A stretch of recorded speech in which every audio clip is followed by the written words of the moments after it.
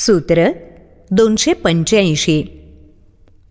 क्व भूतानि क्व देहो वा क्वेंद्रियाणि क्वा वा मनः क्व शून्यं क्वच नैराश्यं मत्स्वरूपे निरंजने.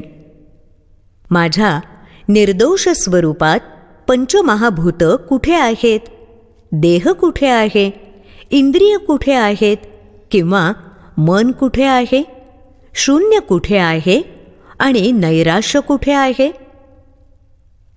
नाथ सांगतात, आत्मतत्व नित्य, सत्य, निरंजन, निर्दोष आहे. ते शरीर धारण करतं, परंतु त्यात अडकत नाही. पंचमहाभूत आणि पंचतत्वांनी शरीर निर्माण केलं तरी त्यात आत्मा अडकत नाही. त्यांचे गुण, दोष, विकार, वृत्ती त्याला लागू होत नाहीत. मन, बुद्धी आणि त्यांची चालक आसक्ती आणि सर्वांचा पालक अहंकार यांच्यापासून आत्मा सदैव आणि सर्वथैव मुक्त असतो.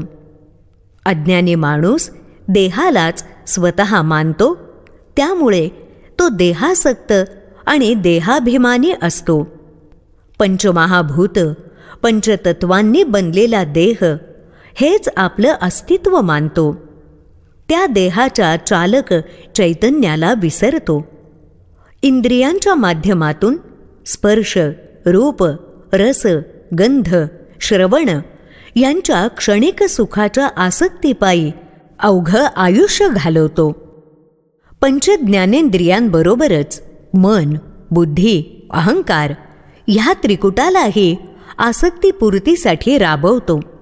पण त्यातून सुख कदाचित मिळालं तरी नित्य आनंद मात्र मिळत नाही. सुख, दुःख, आशा, निराशा, हर्ष, खेद, हवं, नको अशा द्वंद्वांबरोबरच चिंता, काळजी, नैराश्य अशा घातक नकारात्मक भावनांच्या भोवऱ्यात तो सापडतो. सतत आंदोळत राहून शांती गमावून बसतो.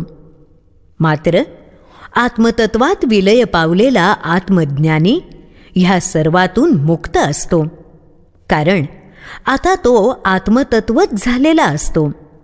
त्याच्यासारखाच शरीर, मन, बुद्धी, विकार, आसक्ती, अहंकार यांच्यापासून मुक्त असतो. शून्याच्याही पलीकडे नित्य स्थितीला प्राप्त होतो.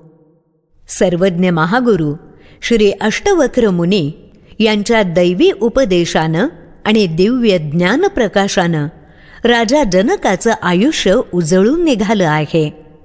तो इहलोकात असतानाच परलोकाला प्राप्त झाला आहे.